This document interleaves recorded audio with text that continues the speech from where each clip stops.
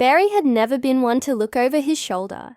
He believed in people too easily, trusted smiles that didn't quite reach the eyes, and ignored warnings wrapped in silence. His world was simple once. He loved Rosa, and Rosa loved him. Or so he thought. It wasn't until everything unraveled like a cheap thread on a borrowed suit that Barry realized love could be a weapon just as sharp as any blade. It started with whispers, the kind you feel before you hear. Rosa had been distant lately, her touches shorter, her laughter quieter, and her eyes often avoiding his. Barry chalked it up to stress. She was working late, always with Nathan, the man he'd known since college. They were friends, all of them. Barry, Rosa, and Nathan used to drink cheap wine on Friday nights, mock bad movies, and talk about life like it was something they could control. That version of life disappeared fast. One night, Barry came home early from work. The agency he worked at had a power cut, and for once, he thought he'd surprise Rosa. Instead, the surprise was his. Her coat was in the hallway, her boots on the mat. Nathan's car wasn't outside, but Barry had a sick feeling in his chest, the kind that doesn't need evidence to scream the truth. He opened the door to their bedroom and froze. Rosa wasn't in there. He moved through the apartment like a man stepping through a nightmare. The bathroom door was closed, water running, but it was the hushed voice, deep, male, and not his own, that made Barry's heart shatter. Before his mind could deny what he already knew, he backed away, quiet, careful, like he didn't want the truth to notice him. By the time Rosa came, out of the bathroom, alone, her hair damp and cheeks flushed, Barry was in the kitchen, staring at a photo of the three of them on the fridge. Her voice hit him from behind. "Hey babe, you're home early?" He turned, looking at her like she was a stranger wearing Rosa's skin. "Where's Nathan?" That was the moment her smile cracked. "Nathan? Why would he?" "Don't lie. Just don't." She paused, a beat too long. That was all he needed. Barry didn't say another word. He didn't scream, didn't throw anything. He just walked out the door and never looked back. Not that day. 3 weeks passed like fog over a ruined town. Barry moved into a small place on the edge of the city. Didn't tell anyone, not Rosa, not Nathan, not even Ida, the only other person in their group, who had always stood quietly in the background, watching everything. Ida. She was soft-spoken, often ignored, but Barry remembered how she looked at him when he was with Rosa. Not with jealousy, but with worry, with something that almost felt like knowing. One evening, he found himself dialing her number. He had nothing to say, no plan, just a need not to be alone in his head. Barry. Her voice was soft, but real in a way Rosa's had never been. "Yeah, I needed someone to talk to. You want coffee?" she asked without hesitation. That's how it started. The cafe was small, tucked behind a bookstore, smelling of cinnamon and quiet peace. Ida was already there when he arrived, wrapped in a cream sweater and kindness. She didn't ask him what happened. She didn't need to. She looked at him like someone who had been waiting for him to finally see what was always right in front of him. Over coffee, he told her everything, and she listened like it hurt her too. Like Rosa's betrayal was a wound they both carried. "She used me," Barry said, his voice hollow. "And Nathan, he was like a brother." Ida stirred her tea and looked him in the eye. Some people only get close so they can dig the knife deeper. He looked at her, really looked at her. "You always knew, didn't you?" Ida didn't answer. She just gave him a small, sad smile. That night after the cafe, Barry didn't go home right away. He sat in his car for a long while, thinking about Ida's words. about how her silence over the years suddenly made so much sense. She hadn't been distant. She had been observing, waiting, maybe even hoping he'd open his eyes. But Barry wasn't ready back then. He had been blinded by the idea of love, too eager to believe that someone like Rosa would never cut him like this. He stared at his reflection in the rearview mirror, tired eyes, growing stubble, and a look he didn't recognize. That's what betrayal did. It reshaped you without permission. The next few days, he tried to go through the motions. Work, eat, sleep, repeat. But something had shifted inside him. His phone stayed silent. No texts from Rosa. No calls from Nathan. Not even an apology, which told Barry all he needed to know. They didn't feel guilty. They just felt exposed. A week later, he ran into Nathan. Pure chance. Or maybe karma testing his temper. It was outside a convenience store near midnight. Barry was grabbing cigarettes for the first time in 5 years. Nathan was coming out with a six-pack and a stupid grin that died the moment he saw Barry. Barry. Hey man. Nathan hesitated. I didn't expect. Yeah. You didn't expect a lot of things, clearly. Nathan looked down, rubbed the back of his neck. Look, I know how it looks. You don't have to explain anything. I heard enough that night. You chose your side. Keep it. I didn't plan for it to happen, Barry. We didn't plan anything. It just... You don't accidentally sleep with someone's girlfriend. You don't fall into that. Nathan's mouth opened. But Barry didn't let him speak. You know what hurts the most? You let me make a fool of myself. You let me trust you. While you were sneaking around behind my back, you still sat across from me like nothing was wrong. I messed up. Okay, I messed up bad. She's complicated, man. And You're weak, Barry said, his voice cold now. You're just weak, and she's poison. Maybe you two deserve each other. Nathan flinched like the words hit harder than a punch. Barry walked away, feeling lighter. Not because anything was fixed, but because he said what he needed to say. No more holding it in. No more pretending. The next day, Ida texted him. You okay? He replied simply. Saw Nathan. Said what I had to. It's over. Good, she responded. Closure matters. They started seeing each other more after that. Not in a romantic way, at least not yet. Just late-night calls, walks that stretched into hours, and talks about everything but Rosa and Nathan. Ida had a way of grounding him. She didn't try to fix him, didn't hand him advice wrapped in cliches. She just let him be, and slowly, Barry started remembering who he was before love made him forget. One evening, they sat by the river, legs dangling over the edge, city lights flickering on the water like scattered dreams. You were never just Rosa's friend, were you? Barry asked, staring into the current. Ida exhaled slowly. I tried to be. I tried to keep my distance. But I saw the way you looked at her, and I knew it wasn't my place. He turned to her. But it could have been.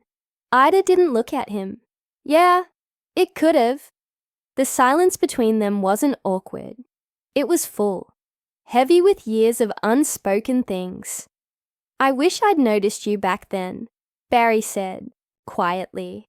I wasn't ready either. Ida admitted. Maybe us. Maybe it's about timing. Barry nodded. Then maybe this is finally ours. Her hand brushed his. Not a full grasp, just enough. And for the first time in weeks, Barry smiled for real. The shift between Barry and Ida wasn't loud or dramatic. It was quiet, gentle, a slow-burning warmth that didn't try to set his life on fire, but offered him light where he had only known shadows. Days turned into weeks, and the wounds rose up, and Nathan left behind began to scab over. Not healed, not forgotten, but no longer bleeding. They didn't talk much about the past anymore. Instead, they talked about art, old music, strange dreams, and why life always seemed to give love to the wrong people first. Ida confessed things she'd never said out loud before. That she used to sit by her window and hope Barry would pass by. That she knew Rosa didn't love him the way he deserved, but never had the courage to say it. That maybe, deep down, she was scared he would have chosen Rosa again anyway. But Barry saw her now, all of her, and there was no going back. One Friday night, after a long day and an even longer week, they ended up on her couch. A movie playing in the background they weren't really watching. Barry leaned back, arms crossed behind his head, and sighed. "You ever think about how fake it all was?" he asked, eyes on the ceiling. "All those memories with Rosa, with Nathan. Feels like I was living in a film where everyone else had the script, but me." Ida turned toward him, her face half lit by the TV.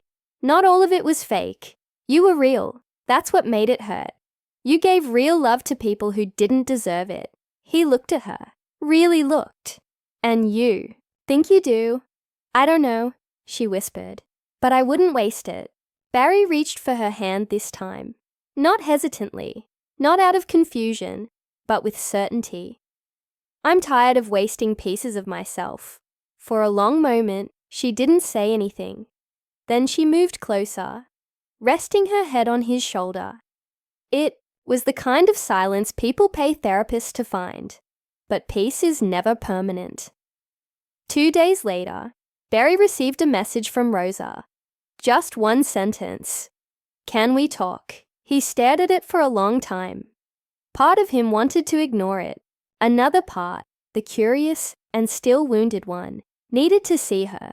Not to fix things, not for closure. He already had that, but maybe just to look into her face and know he'd finally outgrown the person who used to beg for her love. So he met her. Neutral ground. A park they once walked together. Back when he thought forever was possible. She was already there, sitting on a bench like she was waiting for a train that wouldn't come. When she saw him, she smiled like nothing had happened. Like betrayal wasn't a scar on his chest, still healing. "Thanks for coming," she said. He nodded. No smile, just calm. I wanted to say I'm sorry," she said softly. "I know I hurt you. I know I don't deserve forgiveness, but I wanted you to hear it from me." Barry studied her face. She still looks like Rosa, beautiful, composed, poised. But he didn't feel that pull anymore. Whatever spell she once had over him had broken the night she chose Nathan over decency. "You're right," he said finally. "You don't deserve forgiveness, but I'm giving it to myself, so I can move on." Tears welled up in her eyes, but he didn't flinch. He wasn't here for her emotions. "I don't hate you," he added. "I just see you clearly now. And I see myself too. I was worth more than how you treated me." She looked down. "Is it Ida?" He didn't answer right away. Then, with a small knowing smile, he said, "She's the one who chose me first, before anyone else, even when I didn't see it." Rosa nodded slowly, like she understood what she had lost too late. Barry stood up. "Take care, Rosa." And that was it. No goodbye, just release. As he walked away, something in his chest felt lighter. Because now, he wasn't walking alone. He was walking towards someone who had never walked away. When Barry got back to his apartment that night, he didn't feel the urge to collapse like he used to. After seeing Rosa, there was no knot in his stomach, no echo of her voice following him through the halls of his mind. Just silence. Clean, still, undisturbed silence. And it felt good.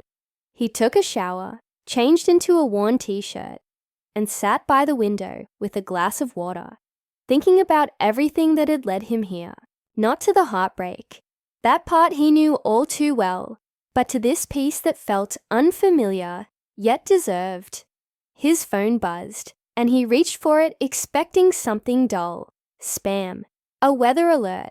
Maybe a late work email. It was Ida. Come. Over. No talking. Just us. He didn't hesitate. 15 minutes later, he stood at her door, heart calmer than it should have been.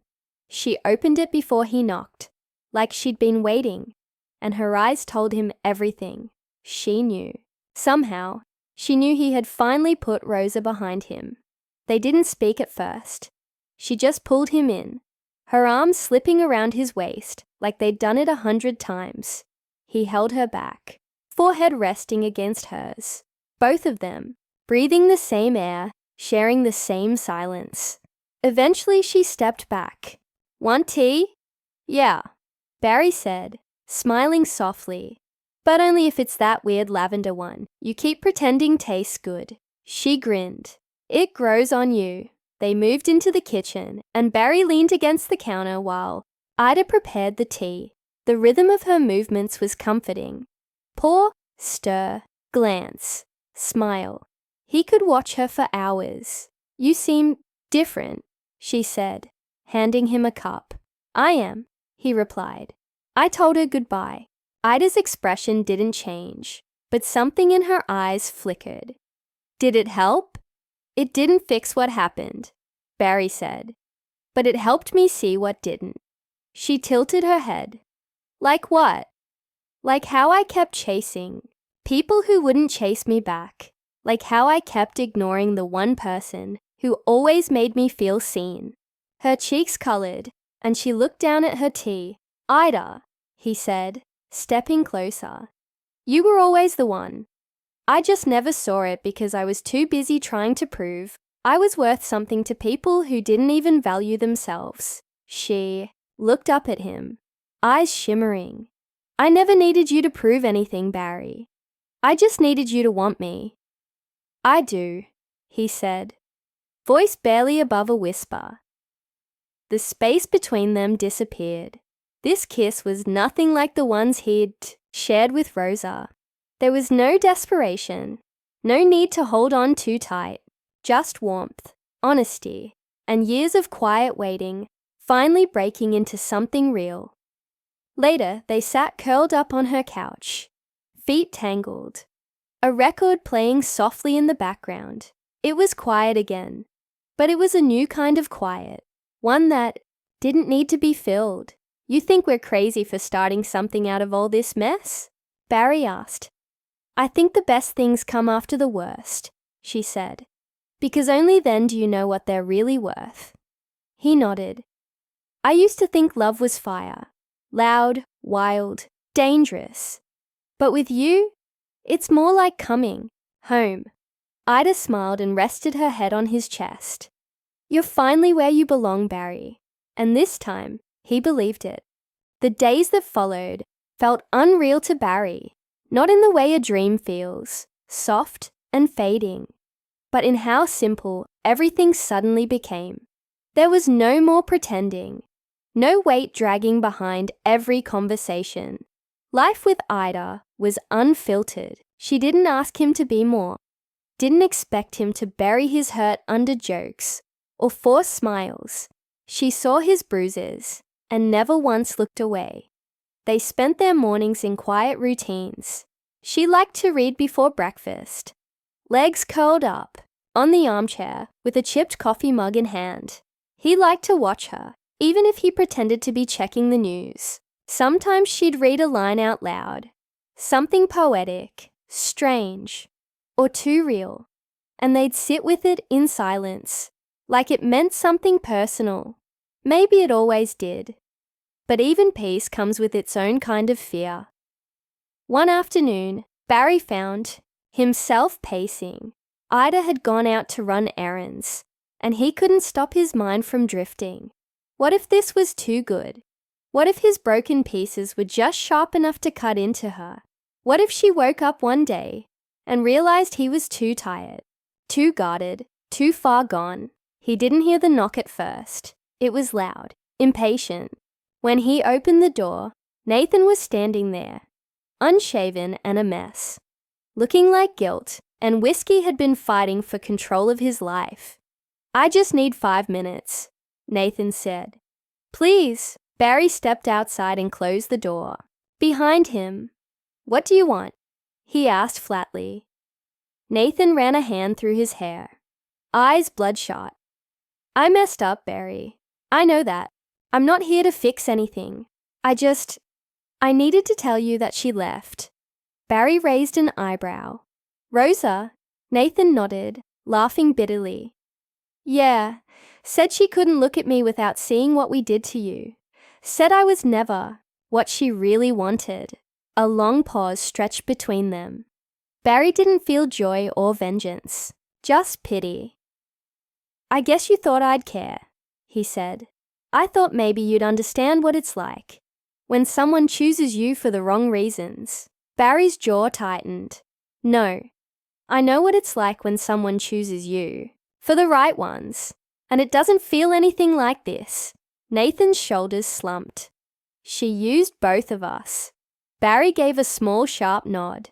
"Yeah, but only one of us let it happen knowing the cost." Nathan didn't respond. He just stood there, small in his own mess, waiting for something Barry had no interest in giving. "I'm not your friend, Nathan. Not anymore. And whatever redemption you're chasing, that's your road, not mine." Without waiting for a reply, Barry turned and went back inside. He didn't slam the door. He didn't need to. The conversation was already over. Ida came back an hour later, holding a small paper bag from the bakery down the street. She noticed something in his face right away. "Everything okay?" "Yeah," he said. Nathan came by. Her smile faded. "What did he want?" "Closure." A little too late for that. She placed the bag on the counter. "Are you okay?" Barry crossed the room and wrapped his arms around her, resting his chin on her head. "I am now," and he meant it. For the first time in what felt like forever, he wasn't carrying someone else's guilt. He wasn't haunted by questions or regrets. He had found someone who saw the wreckage and stayed anyway. That night, as they sat on the couch watching the rain patter against the windows, Barry turned to her. "I want to build something with you. No lies, no past dragging behind us. Just us." Ida looked at him, eyes warm. "Then let's do it slow, honest, like it's supposed to be." And Barry knew, this time, he wasn't starting over. He was finally starting right.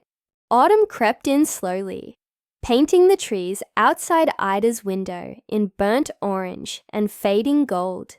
The air turned crisp, and with it came a calm Barry hadn't known in years. Life didn't feel like a battle anymore.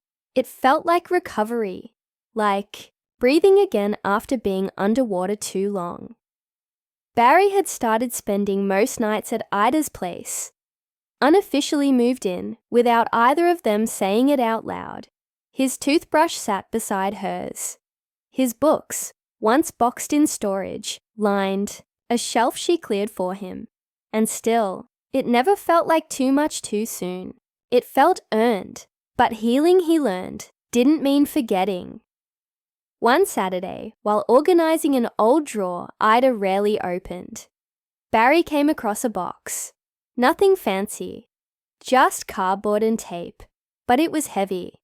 Inside were journals, Polaroids, and a few small sketches. At the very bottom was a photo of him, Ida, Rosa, and Nathan at some rooftop party years ago. He stared at it for a long time. Back then, he had been holding Rosa's hand, smiling like the world was perfect. But what hit him hardest was Ida, off, to the side, half smiling, eyes on him, not Rosa. "Him, found your box of ghosts," he said when Ida walked in. She looked at it, expression unreadable. "Didn't know I still had that." He held up the photo. "You've been holding this pain longer than I realized." Ida shrugged lightly. sitting on the bed.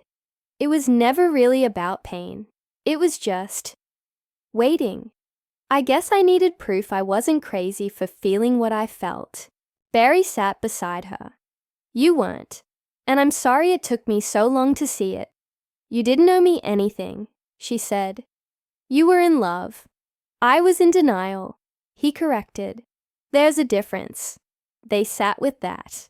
Truth a moment, the air heavy but honest. You ever wonder how different things would have been if I'd chosen you first? He asked. Ida didn't hesitate. No, because then maybe we wouldn't be like this now. Maybe it had to break first to be rebuilt right. Barry nodded slowly, folding the photo in half and slipping it into the trash. I don't want old pictures anymore. I want new ones. With you. A week later, they took a trip to the coast. Just a weekend escape. No real plans. Barry didn't realize how much he needed the sea until he stood at the edge of it. The wind tearing through his jacket, Ida's hand in his. They walked the shoreline, boots sinking into the sand, laughter carried off by the waves. He watched her dance through the foam, like a girl who never got tired of second chances. That night, they stayed in a quiet little inn, windows open to the sound of crashing waves. The world outside reduced to just the two of them. Lying in bed, Barry turned toward her. You think it's too soon to say I love you? Ida blinked at him, surprised not by the words, but that he asked. I think it's too late not to. He kissed her then. No fear, no hesitation, just truth. In the dark, her fingers brushed his cheek, tracing the curve of his jaw like she was learning him for the first time, even though she'd known him all along. You were never too broken, she whispered. You just hadn't found where you fit. And Barry, finally, knew what it felt like to be chosen for the right reasons, by someone who had waited not to be picked, but to be seen.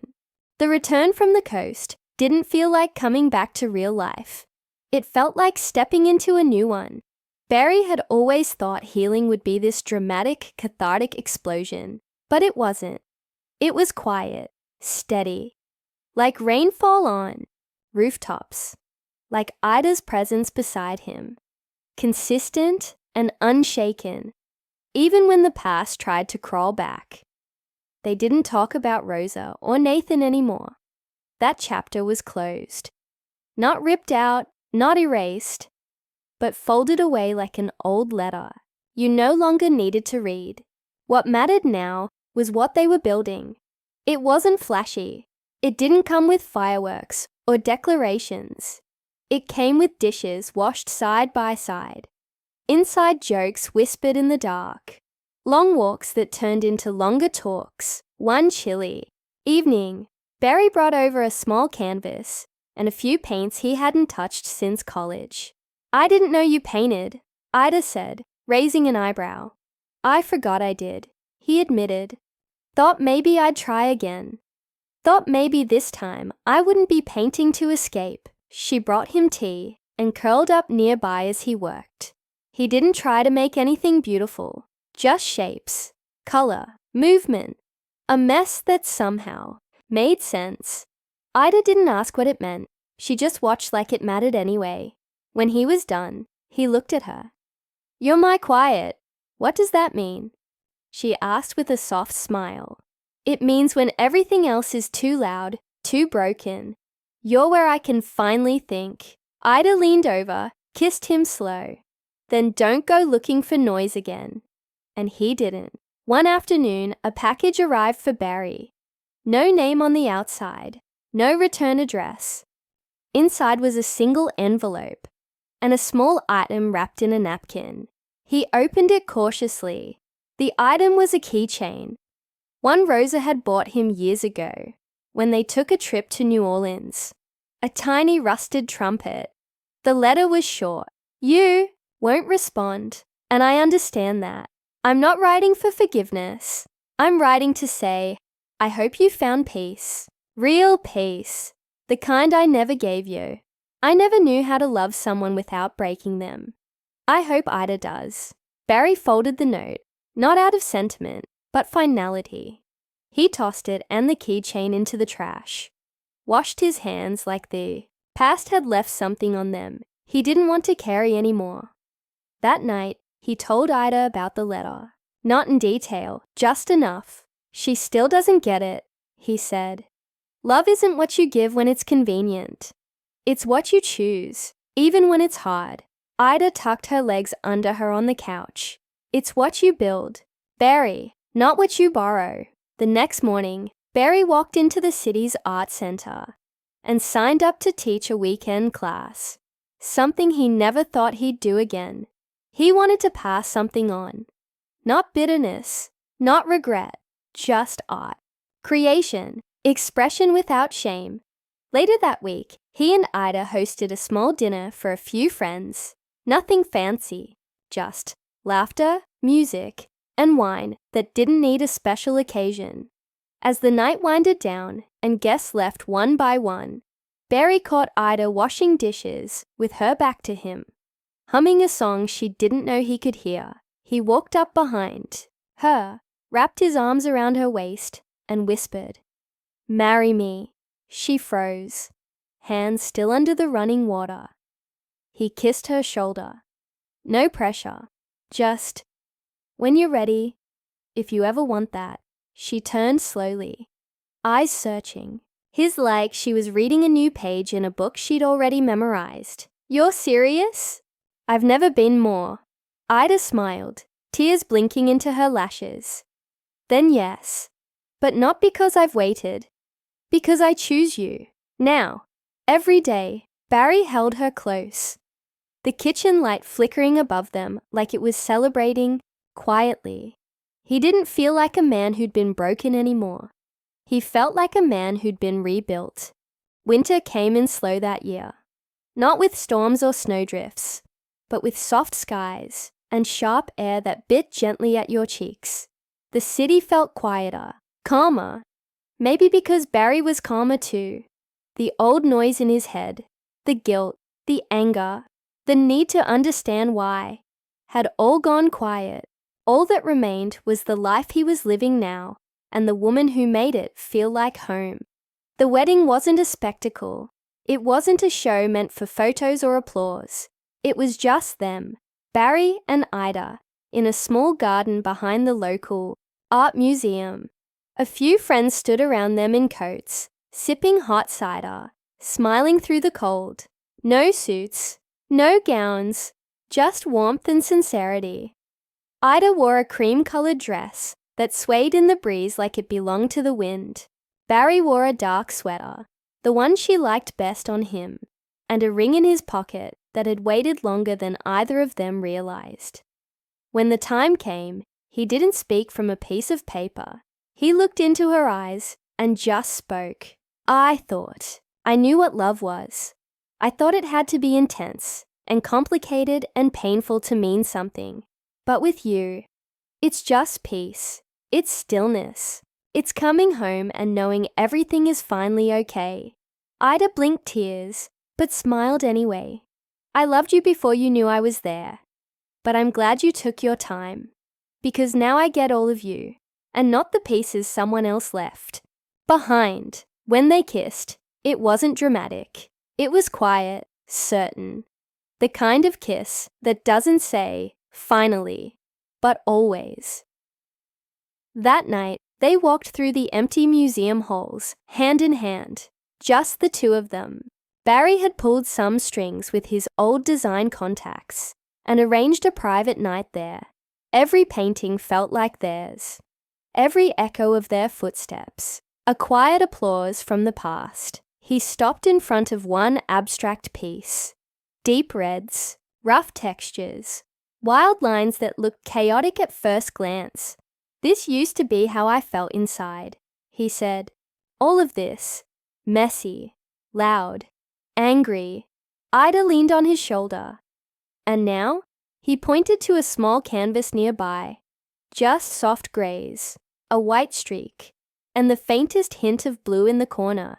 That one. That's me now. She tilted her head, smiling. Still a little messy. Yeah, he laughed. But peaceful messy. They spent their honeymoon on a cabin retreat. No service, no internet, just woods, snow, and each other. Barry built fires. Ida made pancakes that always burned a little on the edges. And they wrote letters to each other every night instead of speaking them. One night, while reading her latest note under the covers, Barry looked at her and said, "You were never my second choice, Ida. You were just the one I didn't know I was meant for, until the world gave me no choice but to see it." She touched his cheek, and I never stopped hoping you'd see it. Years passed. They moved into a house with a small porch and too many bookshelves. Barry started teaching full-time, and Ida opened a gallery with rotating local artists, never letting the young ones give up on their voices. They kept the wedding photo framed in the hallway, both of them laughing, wind in their hair, no tension in their faces, just freedom. One rainy afternoon, Barry found one of his old journals, the last entry before his life had cracked open. "I don't know if I'm losing her, or if I already have. I'm tired of trying to matter to people who make me feel like an option." He stared at it a long time, then closed it quietly and slid it into the back of the closet.